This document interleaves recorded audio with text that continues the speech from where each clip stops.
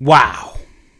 That's all I can say is wow. Scoot Henderson versus Victor Wembanyama lived up to all the hype. I am reporting to you live from Las Vegas. I will give you my thoughts about this crazy exhibition game that felt kind of like a regular season game between the two top prospects in the 2023 NBA Draft. Stay tuned.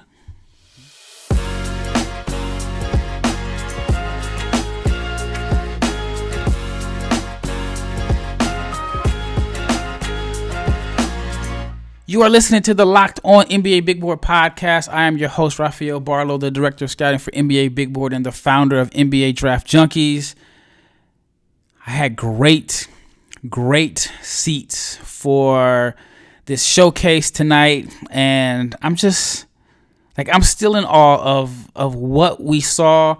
But shout out to each and every person that has made the Locked On NBA Big Board podcast your first listen of the day.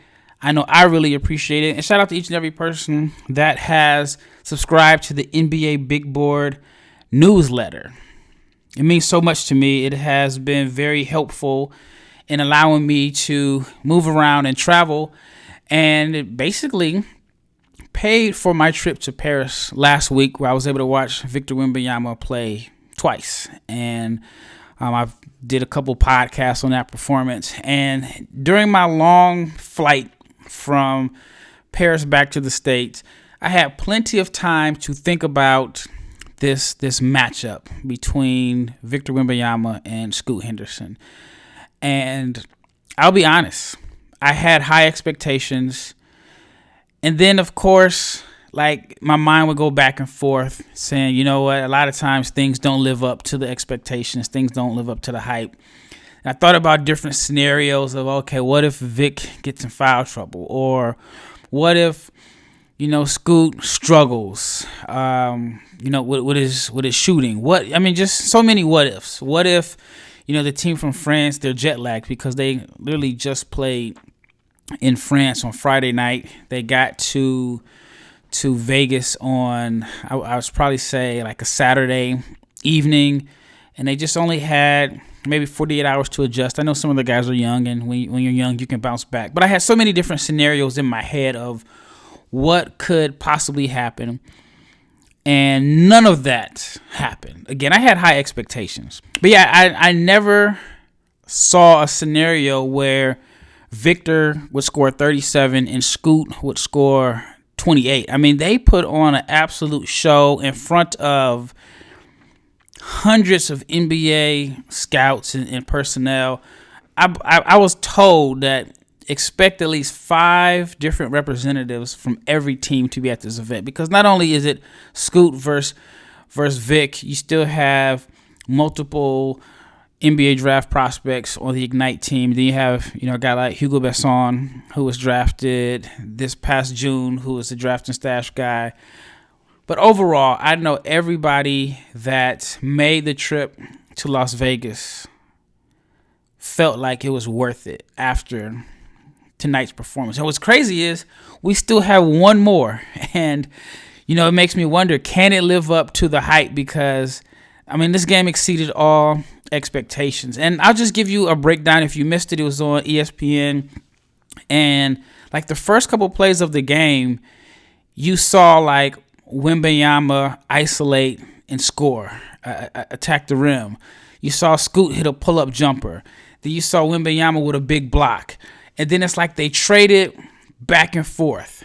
And I ended up sitting like right behind the commentator. So I got like a gazillion messages in my phone of screenshots showing me. And if you look, I got on the same fit that I had on during the game.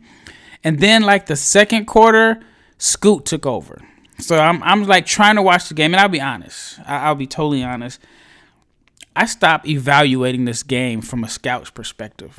I turned into watching it as a fan. And luckily, I know I can go back and watch the film. And, this was an exhibition game, and I don't think that regardless of what happened, it was going to sway myself and others on the top 2 picks in this draft. But overall, I just felt like I just need to sit back and enjoy this game. I've been watching film. I have a project that I'll get to maybe on another day. I've been watching a ridiculous amount of film. I have this goal of watching 5 prospects per day between now and the start of college basketball season.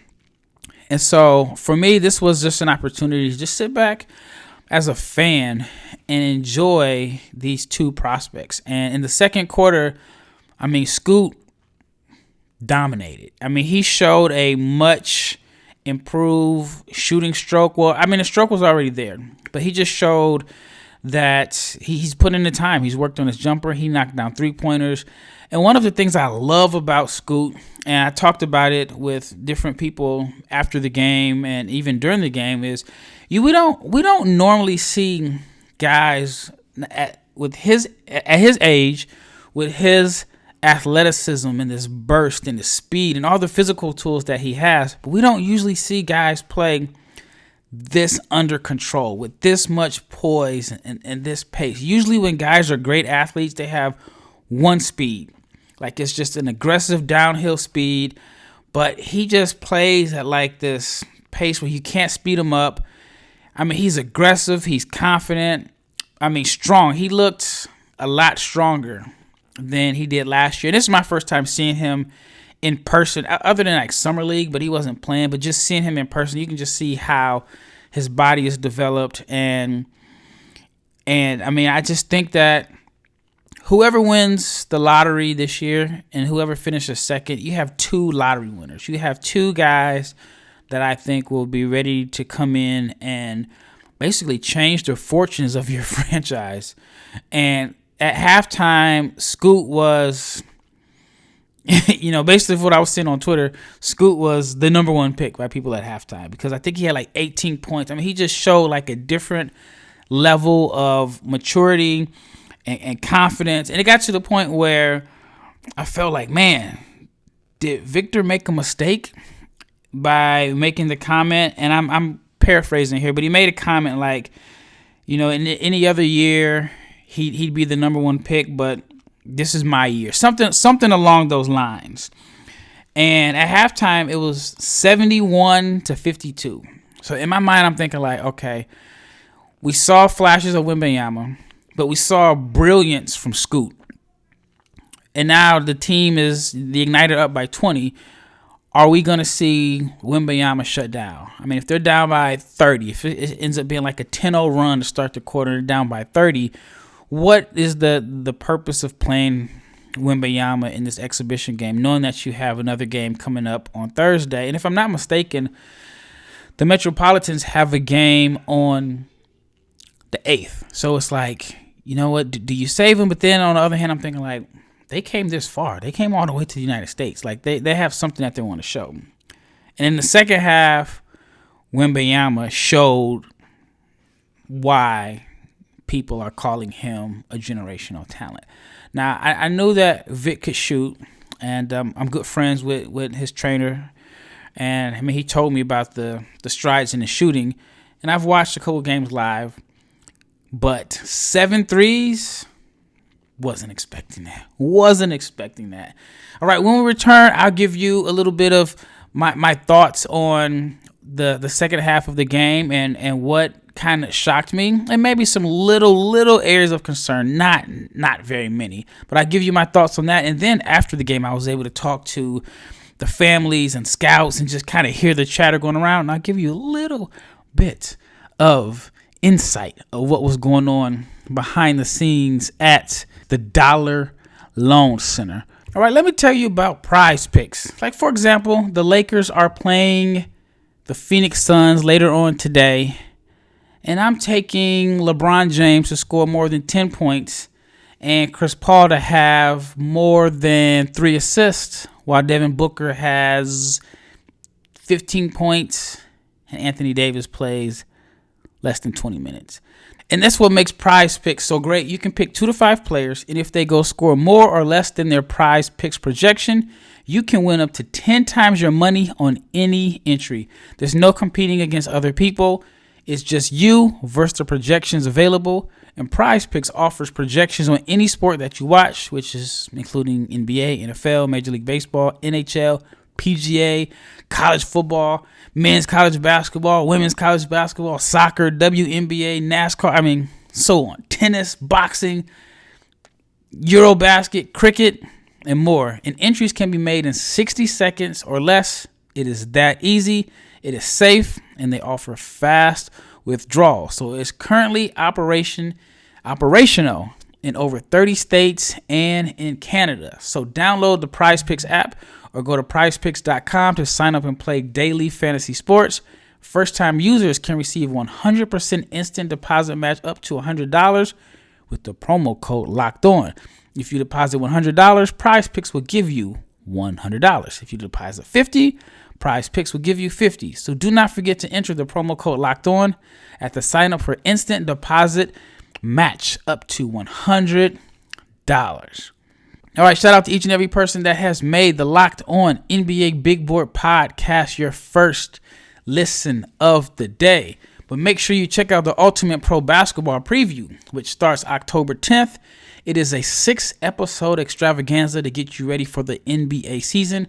The local team experts and the NBA insiders of the Locked On Podcast Network and Odyssey all combining into one ultimate NBA preview starting October 10th. If you search for the Ultimate Pro Basketball Preview 2022 on your Odyssey app, YouTube, or wherever you get your podcast, you will find this great collection of minds talking about the 2022-23 NBA season. All right, let's get right back into this performance between Victor Wembanyama and Scoot Henderson. Now, Wembanyama has had multiple 30-point games in the preseason. He had a 23-point game opening night. Then he had a 10-point game where he was in foul trouble and a 19-point game. I did not see him scoring 37 points. Now, one of the things that I was able to pick up after the game, just talking to, different people that were connected to both teams, was that the Metropolitans struggled early in the game with the adjustment to the NBA rules, the NBA pace, the NBA speed, and so on, which they felt like played a major role in them, struggling in the first half, getting down by nearly 20 points. And then the second half, they made some adjustments, and that's when I'd say the real Victor Wembanyama show began. Because in the beginning, I felt like it was a duel. And I'm like, wow, we get to watch this. Then the second quarter was all Scoot. And again, Scoot was phenomenal in the second quarter. Then the third quarter was Wembanyama. And I was able to sit next to two of the best at what they do in this basketball world. I sat next to John Hollinger was on my left. And then Kristen Peak from Yahoo was on my right. And we were just looking at each other like, wow. We are really getting a chance to watch this. And if you love the NBA draft and you love scouting, this is your dream performance. And what stood out to me in the second half was I felt that Wembanyama was more focused on scoring and knocking down. He was knocking down threes. He made 7 of them. He was more focused on scoring. But in my opinion, I thought Scoot was more focused on distributing because he got off to such a hot start. And then in the second half, that's when he showed the playmaking. And there was a couple plays where he was able to locate Wembanyama. Vic he has an 8-foot wingspan. So, he's a presence that you gotta find where he's at in the court.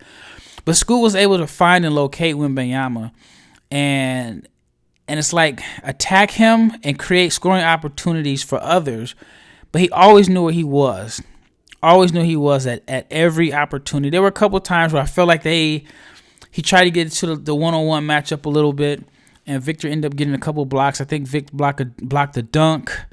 I think he may have had 3 blocks on Scoot, if I'm not mistaken. I know he did block a jumper in the second half, a corner 3.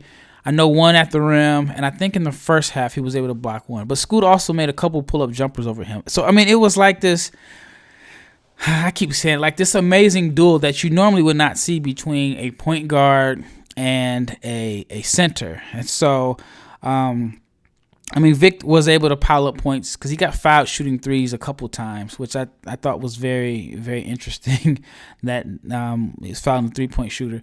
But overall, like I said, I mean, a great performance. If I had to give Wembanyama a grade, I'd give him an A. I think that he could have been a little bit more active on the boards. If I had to give Scoot a grade, I'd give him an A+, honestly, because I don't think that he left you with the thought that he has holes in his game. He knocked down threes. He made the right reads. He got to the basket at will. I mean, it was again a performance for the ages. And I just give you the stats right here. Scoot played 31 minutes, was 11 of 21 from the floor, 2 of 3 from the three-point line, 4 of 6 from the free throw line. Had 9 assists and only 2 turnovers, had 2 steals, and he finished with 28 points.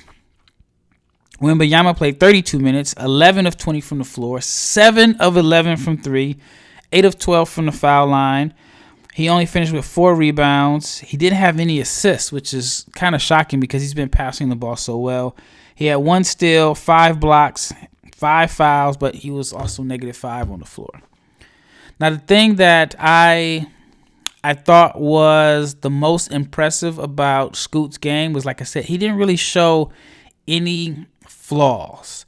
I mean, we knew that he was a great athlete. We knew that he could shoot the pull-up jumper, but he showed confidence in the 3-ball. But it was the passing that was the most impressive to me in the second half. And he made plays down the stretch that helped his team get the victory because the Metropolitans made a strong comeback in the third and early in the fourth quarter. And ended up being a game, which was something that a lot of people were, at least in the area where I was sitting at, were concerned about during around halftime, simply because it was like 71-52 or something like that. So again, I'd give Victor an A, even though he had 37 points and 5 blocks. And I read a stat that it's only been a handful of games in NBA history where somebody knocked down 7 threes and had 5 blocks. I'm nitpicking here, but I would say it was just the fact that he only had 4 rebounds in 32 minutes. Another thing that kind of stood out to me, despite the fact that he had 37 points, was I felt that the Metropolitans missed him on so many opportunities. They were not able to get him the ball as a roll man. And I know a lot of it had to do with the Ignite's defense, but I think that's an area of his game that we may see a lot more of, or we may see him get more points as the roll man in the NBA. One of the reasons the spacing should be a little bit better, but also, and this is not a knock on Tremont Waters, who had a really good game, but by him being undersized, I mean, he's probably, 5'9", 5'10", maybe. He's not able to make certain reads out of the pick and roll, especially when they're hedging and trapping. While I thought if Hugo Besson played a little bit more at the point, he may have been able to make some reads and pass over the top and get Vic the ball in as the roll man. And despite the fact that he got very few touches as the roll man, he adjusted and played the outside game. Took 11 threes, which if you would have asked me before the game, if Vic takes 11 threes, I would have been like, okay, that means he's settling. But he made 7 of them. But again, I'm just nitpicking here. 4 rebounds in 32 minutes for someone at that size and that athleticism. I thought he could have did a little bit better on the boards. But I'm giving Scoot an A+. I don't think there's anything that he could have done better in this game. He got the W. He got 9 assists. He didn't turn the ball over. I mean, he did get a few shots blocked. And I think there are a few possessions with both guys where they kind of got caught up in the hype. I love the fact that, like when Scoot made a jumper over Vic, he kind of stared the Metropolitans bench down. Vic got a couple blocks, and he kind of let Scoot know. And it's like they've created this friendly, I think it's friendly, but this rivalry where both are basically letting the world know that I am the best player. I can't wait for Thursday. I cannot wait for Thursday, even though it's going to be tough to live up to the hype. All right, when we return, I'll tell you a little bit of the intel that I heard going on behind the scenes. All right, once again, you are listening to the Locked On NBA Big Board podcast. This is Rafael Barlowe. It is 12:14 a.m., and I am recording this episode a few hours after what, to me, was the best exhibition game that I've experienced. And I'm hoping that this is something that we can see more often. I don't know how many years we're going to have like the two top picks that are playing outside of the NBA that can play in these type of showcases. But I think like going forward, and I saw this tweet from Justin Anderson, that it would be pretty cool if the G League Ignite were able to play preseason games against NBA teams. That would be something that, I mean, it would be something that we've seen before. Like I remember Luka Doncic played against Oklahoma City Thunder. He's probably like 15 years old. So we've seen it before, but giving some of the younger prospects an opportunity to play against NBA teams, I think would be phenomenal. All right, so after the game was over, funny story here. This is a funny story. So I was in Paris last week. I've mentioned that before, and I had great seats. I sat courtside one game, and I sat by Victor Wembanyama's parents. Didn't really speak to them, just kind of, gave them a head nod or whatever. So after the game today, his mom introduces herself to me, and I tell her my name, and I'm kind of shocked that she knows my name. And then his dad tells me a story of how he said that last year in Paris. So I'll give you this backstory. So last year on November 6th, I got married. Me and my wife got married in Paris. And I told her, hey, there's this kid. I think he's a generational talent. And he plays tonight here in town. I'm going to go scout a game, and then you want to come back? No, I told her I wanted to go scout a game. And then there was like a big break because like the under 21 game started like 5:30. Then the senior team plays at like 8 or 8:30 p.m., which is kind of crazy to me. So my wife agreed. I mean, shout out to my wife. I got a great wife who went to go watch basketball with me on our wedding night. And so I convinced her that Victor Wembanyama was like this can't miss prospect. And so we go to the game, and I think he played like 14 minutes. He had probably 2 fouls in like the first 3 minutes. It was just, it was a great day for me. And my wife was kind of wondering, like, this guy? She was like, he's so skinny, and he didn't. He had a few positive moments, but he was mostly in foul trouble. So anyway, that was like a little more than a year ago. So today I meet Victor's dad, and he says, I got a funny story. Okay. He says, I was on Twitter, and he says, I don't know, it came across my timeline that you got married in Paris. So he says he doesn't know who I am at the time. All he sees is it's on the timeline, and there's me and my wife at the Eiffel Tower. And he said that he replied to me, congratulations, or something like that. So, and that day I probably had like a gazillion people that were tweeting a message. So then he says, so later on that day, he said he's on Twitter, and he said he notices me at the game. And he saw me at the game. And I think before the game, I must have been like filming. I had my camera. I was filming on the baseline. And so he's like, I saw you. And he said he just basically thought it was very interesting that I got married and I was in Paris. So I had no clue that Victor Wembanyama's parents knew who I was. So when I met them after the game, I that was like a moment that I can't wait to tell my wife about it. But she's asleep right now because it is 2:00. It's past 2:00 in Dallas. All right. So anyway, that was just a little side note. But after the game, I was able to talk to a few scouts and different people and just kind of listen to the chatter in the background. Everybody was impressed. There are people that were saying that they were only planning to be at the game today and leave out tomorrow, or that are now talking about they have to stay for Thursday's game. I don't think anybody, at least from my knowledge, did not tell me that their decision was swayed, but some of the comparisons, I heard Kareem Abdul-Jabbar, I heard Victor is like a combination of like Rudy Gobert and Bol Bol, Rudy Gobert and Kevin Durant. I mean, I've heard Scoot was like a better version of Ja Morant, which is pretty good. I've heard, a better shooting Derrick Rose. I mean, everybody was just amazed and at all and just wowed by this particular performance. I know I've probably said that like 13 times this episode. One of the things that I did learn was that Wembanyama has decided not to. His team, they're not having him lift weights, and they're basically going to let his body develop and grow naturally, and not only just naturally. When he does lift, it has to be someone that is very, very specific to working with him. And so one of the examples was his wingspan is 8 feet, and you just can't have him go bench press because it's not made for somebody whose arms are this long to bench press, and the wrong bench press he can end up hurting himself. So they have spent a lot of money and time investing in his body and taking a very, very long-term approach. I heard that he's working on his jumping and landing to avoid different injuries.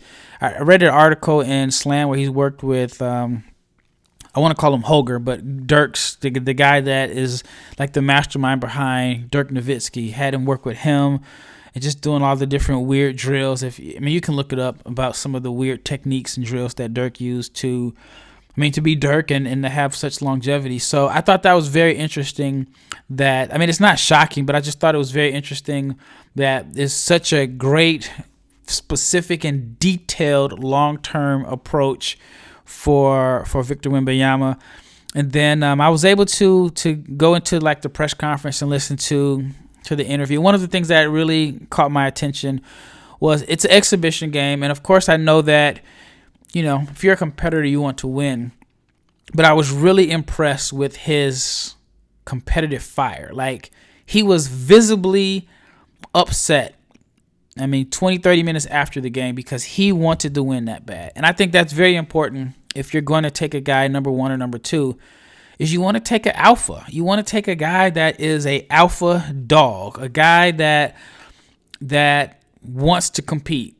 Because even if he had the same skill set and talent that he has, I think he could be an all-star, all-NBA type player.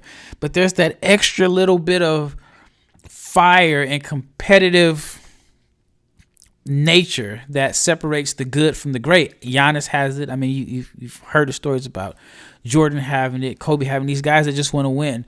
And Giannis has that. So not Giannis, but Victor has that based off of everything that I heard prior to today's performance. So that is something that really stood out to me.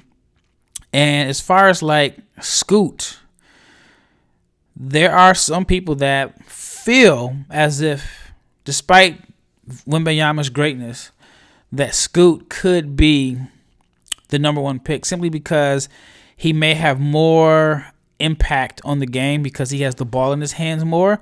So I think it's going to be an acquired taste in a sense. I do feel like the media is going to say Wembanyama as a generational talent, but I wouldn't be surprised if NBA scouts may not be as unanimous as far as having Wembanyama as the number one pick. Another thing that I heard just a little bit of chatter about is at this point, people were wondering, what do these two guys have to prove the rest of this season? They put up this great performance in front of NBA scouts. They are solidified number one and number two in the draft, depending on the order. Depending on which order you have it. I can't see anybody's falling past two. Could they realistically decide to shut it down the rest of the season? Because it won't have any impact on their draft stock. And their stock is high enough that no matter how great they play, they're still going to be, penciled in at one or two. And even if they play bad, it's going to be hard for anybody to pass them. And I don't think that we're going to see guys get shut down, but I did hear, discussions or someone asked me the question, like, what is the over-under on the date that Wembanyama gets shut down because he has nothing to prove? Is it January 1st, January 12th? I mean, is he going to do like LaMelo Ball? If you remember LaMelo, I want to say he probably played like 12 games before he, COVID played a role in it, but before he was done. And that's something that, on one hand, if I didn't know like the team around Wembanyama as far as like his agents, it would be something that I would think is a real possibility. But I think that he could end up playing the whole season simply because he wants to play, he wants to get better. But how weird would it be if both guys decide to shut it down? Because it really doesn't have any impact on their draft stock if they don't play another game the rest of the season, because they were that good. Well, that wraps it up. I know it's kind of rambling a little bit. Usually I kind of have a little bit of notes, but today this is just all freestyling off the top of the dome because I'm just so excited about this game. Well, thank you. Thank you so much for checking out the Locked On NBA Big Board podcast and making it your first listen of the day. Now, for your second listen, check out the Locked On Fantasy Basketball podcast with Josh Lloyd. It is the #1 daily fantasy basketball show on the planet. It is free, and it is available wherever you get your podcast. I am Rafael Barlowe. Thank you for spending your morning listening to me. I will have another episode sometime later on this week. But when I'm not here, check out the rest of the Locked On NBA Big Board crew. But that is it for me, and I am out.